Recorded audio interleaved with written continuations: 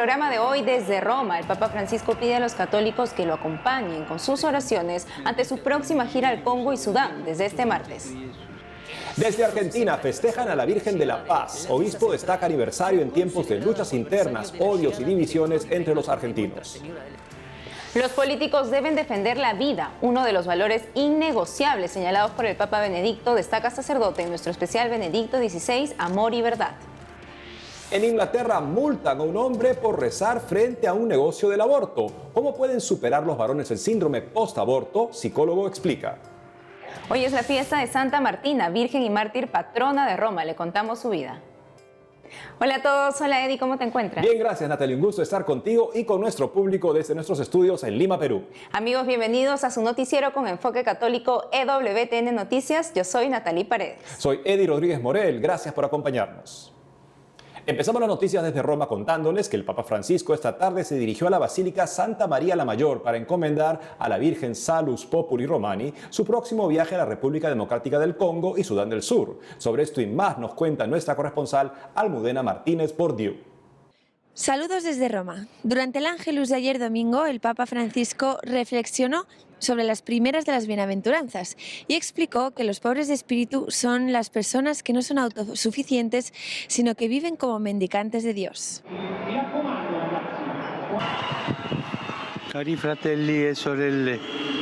El Papa explicó que estas personas se sienten necesitadas de Dios y reconocen que el bien viene de Él, y aseguró que quien es pobre de espíritu atesora lo que recibe. Por eso desea que ningún don se desperdicie. En esa línea el Santo Padre señaló que el no desperdiciar es un aspecto típico de los pobres de espíritu. Además recordó que Jesús nos muestra la importancia de no desperdiciar, por ejemplo, después de la multiplicación de los panes y los peces, cuando pide que se recoja la comida que ha sobrado, para que nada se pierda. Desde el balcón del Palacio Apostólico, el Papa Francisco pidió este domingo a los católicos que lo acompañen con sus oraciones en la visita del 31 de enero al 5 de febrero que realizará a la República Democrática del Congo y a Sudán del Sur. A tutti chiedo per favore di accompagnare questo viaggio con la preghiera. En sus palabras posteriores al rezo del Ángelus dominical, el Santo Padre recordó que el martes partirá en un nuevo viaje a África y pidió a todos, por favor, que le acompañen en este viaje con la oración. El Papa Francisco también señaló que ambos países están probadas por largos conflictos y aprovechó para agradecer a las autoridades civiles y a los obispos de ambos países por las invitaciones y por los preparativos de estas visitas, así como para saludar con afecto a esas queridas poblaciones que le esperan. Asimismo, el Papa Francisco exhortó a las autoridades israelíes y palestinas a detener la espiral de muerte que se da actualmente en Tierra Santa y que amenaza con cerrar los pocos destellos de confianza que hay entre los dos pueblos. Grande dolore aprendo le notizie che giungono dalla Terra Santa. El Santo Padre dijo que con gran dolor escucha las noticias que llegan desde Tierra Santa, en particular desde la muerte de 10 palestinos, entre los cuales una mujer, fueron asesinados durante las acciones militares israelíes antiterrorismo en Palestina, así como lo sucedido cerca de Jerusalén el viernes por la noche cuando 7 judíos israelíes fueron asesinados por un palestino y 3 resultaron heridos a la salida de la sinagoga.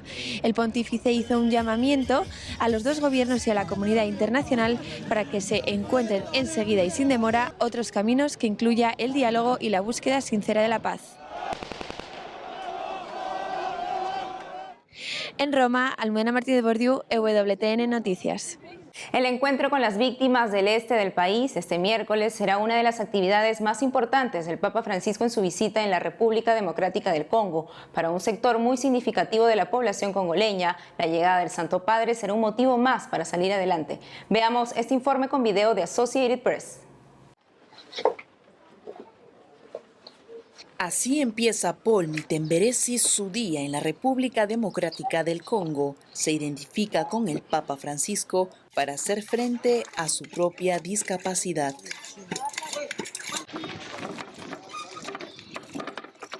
Paul es católico y padre de 3 hijos. Es inválido desde los 3 años a causa de la poliomielitis. Trabaja como vendedor en el mercado de Goma para mantener a su familia. Merci.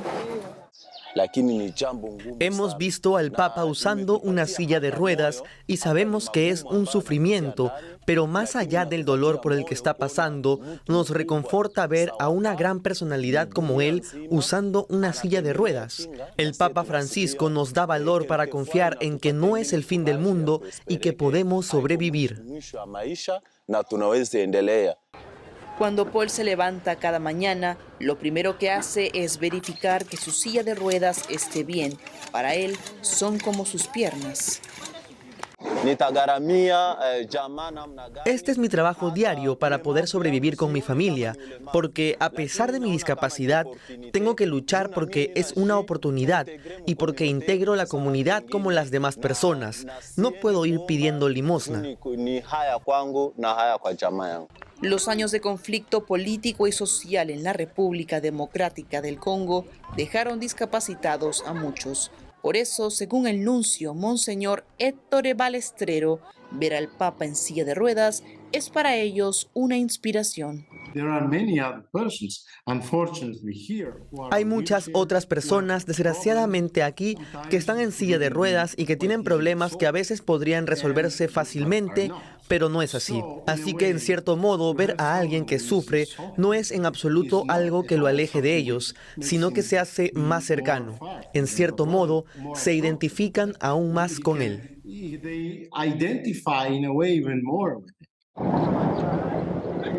Para Paul Mitemberesi, los discapacitados enriquecen a la Iglesia y le enseñan a ser más humana. Ahora las noticias de la Iglesia en Argentina con nuestro corresponsal Matías Boca.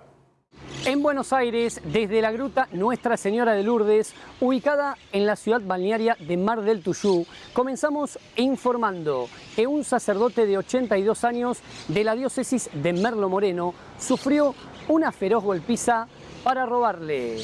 El sacerdote recibió la alta tras permanecer internado durante algunos días víctima del ataque de un delincuente en un robo. Se trata del padre Ítalo Serena, de 82 años, que reside en la villa Escalabriniana. El ataque ocurrió cuando un sujeto ingresó a robar al lugar, maniató y atacó a golpes al anciano sacerdote que se encontraba descansando. Luego del ataque, el padre Serena debió ser internado en el hospital Eva Perón, realizándole algunos estudios. Luego permaneció en observación en la guardia del hospital, acompañado por el obispo de Merlo Moreno, Monseñor Juan José Chaparro, y el obispo auxiliar, Monseñor Oscar Miñarro.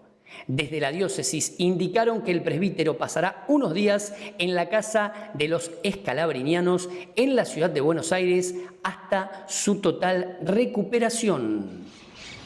Entre otra información, en la diócesis de Mar del Plata se inauguró el Club Divino Niño, una comunidad organizada con un espacio lleno de oportunidades y nuevos proyectos. El obispo de Mar del Plata, Monseñor Gabriel Mestre, presidió la celebración de la Eucaristía con la que fue inaugurado el Club Barrial Divino Niño, ubicado en el barrio San Jacinto de la ciudad balnearia. Este nuevo espacio, que permitirá a los vecinos de la comunidad realizar diversas actividades, buscará brindar un ambiente fraterno y de hermandad. Trabajo mancomunado entre distintos sectores de una comunidad que en realidad tiene los mismos valores. Más allá de ser distintos espacios, compartimos valores muy similares. Feliz, contenta, ya hace más de 1 año y medio que venimos soñando con el Club Barrial en las comunidades del sur. Hoy nos toca acá en la comunidad de Divino Niño. Para finalizar, la diócesis de Lomas de Zamora celebró su fiesta patronal y fue convocada a una misión con la imagen de la Virgen de la Paz. El obispo diocesano, Monseñor Jorge Lugones, presidió una misa por la fiesta patronal de la iglesia de Lomas de Zamora en honor de Nuestra Señora de la Paz. En el 160 aniversario de la llegada de la histórica réplica de la Virgen, convocó a una misión diocesana acompañada por la imagen de la patrona. La misa central fue concelebrada por el obispo auxiliar Monseñor Ignacio Medina, los obispos eméritos Gustavo Help y Luis Hernández y los sacerdotes presentes. En su homilía, Monseñor Lugones recordó el aniversario de la llegada de la histórica imagen de Nuestra Señora de la Paz en tiempos de luchas internas, odios y divisiones entre los argentinos. Además destacó que providencialmente este año también estamos transitando los 40 años de continua democracia, la que debe ser siempre cuidada, perfeccionándola desde el diálogo, el compromiso y la participación de todo el pueblo. En Buenos Aires, Matías Boca, EWTN Noticias.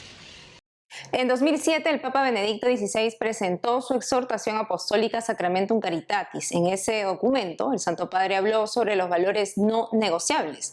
Estos son el respeto y la defensa de la vida humana, desde su concepción hasta su fin natural, la familia fundada en el matrimonio entre hombre y mujer, la libertad de educación de los hijos y la promoción del bien común en todas sus formas. Hoy profundizaremos sobre ellos en nuestra sección sobre Benedicto XVI.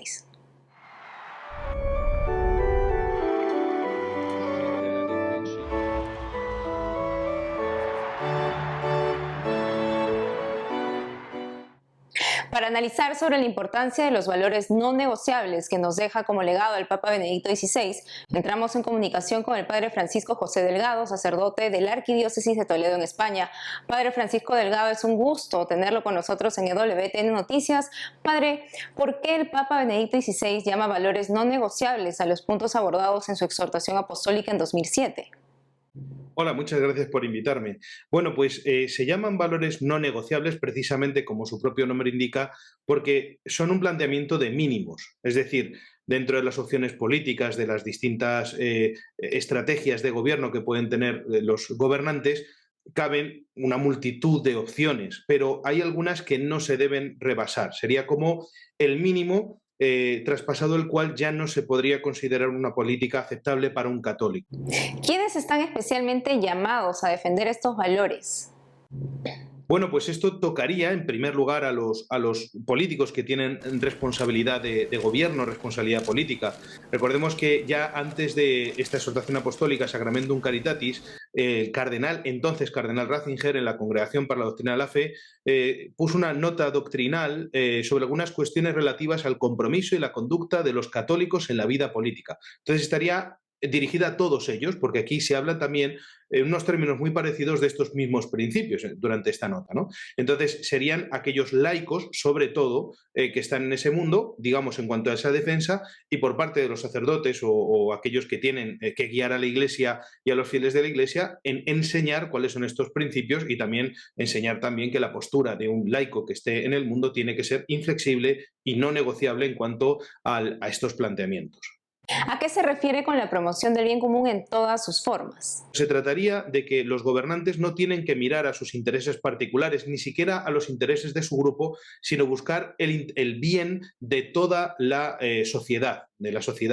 Se entiende que el bien común es un bien que afecta a todos, por lo tanto, al promover el bien común no se busca el mal de nadie, sino que se busca el bien de todos, pero es un bien ordenado, que resulta que el bien total de la sociedad es mayor que la suma de los bienes particulares. Es precisamente esto se da cuando la sociedad está bien ordenada y por lo tanto está dirigida hacia su fin último, que en el fondo es Dios.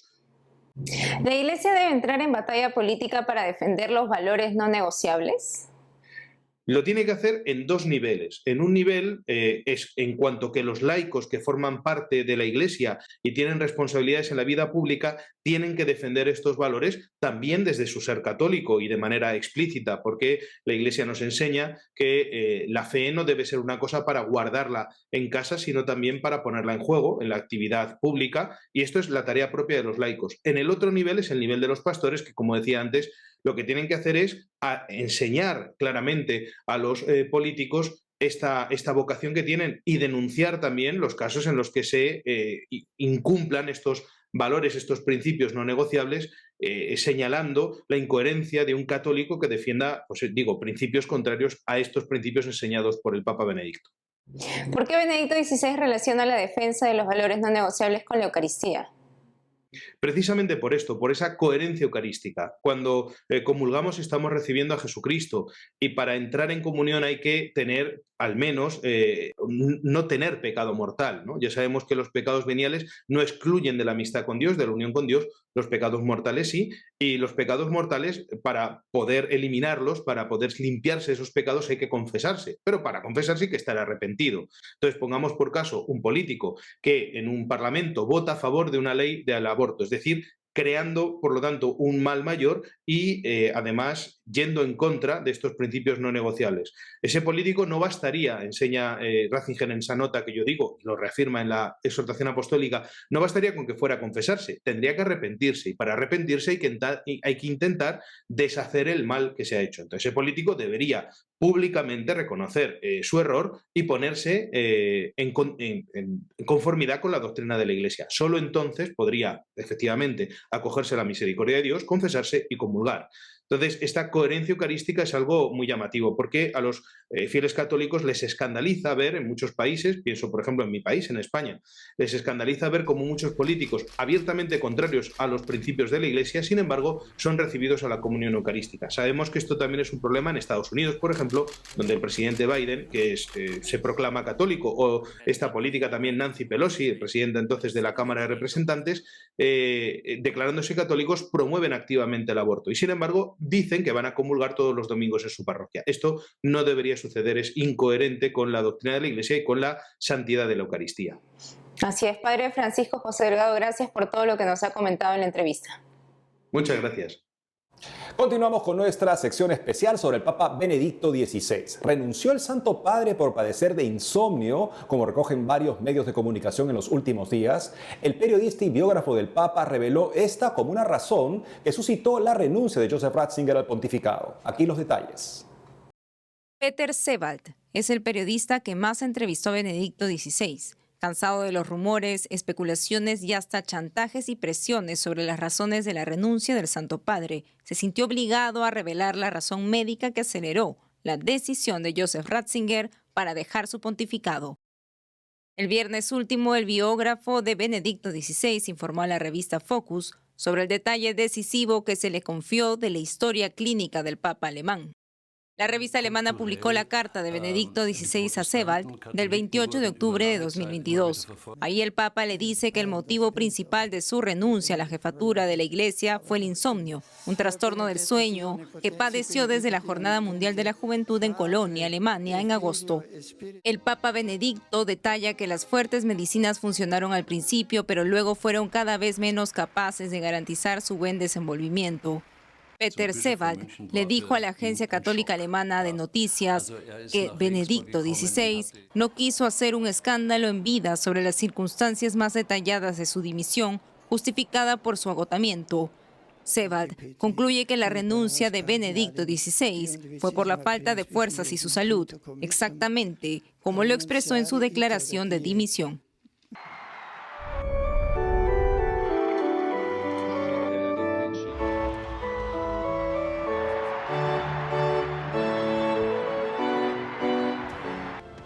Hacemos una breve pausa y al volver, hoy es la fiesta de Santa Martina, Virgen y Mártir, patrona de Roma. Le contamos su vida.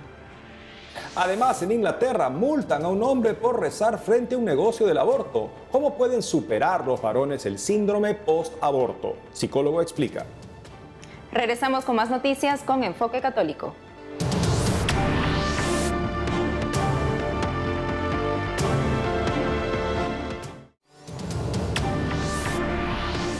Hoy la Iglesia celebra la memoria de Santa Martina, Virgen y Mártir, patrona de Roma. El padre Walter Ruiz, de Televisión Arquidiocesana de Guatemala, cuenta las virtudes de esta mártir de los primeros siglos de la Iglesia.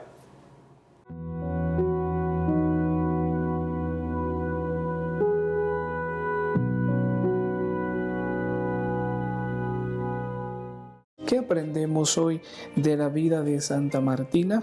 Aprendemos la profesión de fe por la que le arrestaron y la llevaron al tribunal del emperador Alejandro Severo. También aprendemos la presencia de Dios. Fue llevada ante la estatua de Apolo y esta estatua se convierte en pedazos y ocasiona un terremoto que destruyó el templo. También aprendemos la entrega de vida. Le cortaron la cabeza con una espada y su sangre corrió a fertilizar el terreno de la iglesia romana. Hoy le decimos junto con toda la iglesia: Santa Martina, ayúdanos a profesar nuestra fe, a experimentar la presencia de Dios y a saber entregar nuestra vida cada día.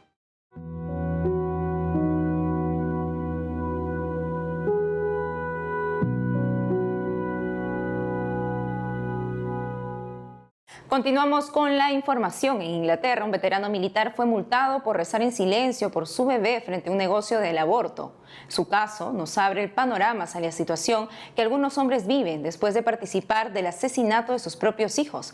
Pero siempre hay una esperanza. Los detalles en el siguiente informe. Él es Adam Smith Connor. Antes de ser multado por la policía local, rezó fuera de un negocio del aborto por su hijo. Hace 22 años, Adam Smith Connor no permitió que naciera. Financió el aborto que se realizó su entonces novia. Estoy rezando por mi hijo fallecido. Siento mucho oír eso. Gracias. Smith Connor, veterano militar, vive arrepentido. Lo manifiesta rezando en los negocios del aborto. La entidad legal cristiana Alliance Defending Freedom, defensora de la libertad religiosa, lo asesora frente a las normas que no permiten orar ante los lugares donde asesinan a los bebés antes de nacer. Bueno, nuevamente siento mucho su pérdida, pero tengo que seguir las directrices de la Orden de Protección del Espacio Público. De acuerdo. Consideramos que usted está en el incumplimiento de esta normativa que prohíbe la oración y también los actos de desaprobación en torno a las actividades aquí.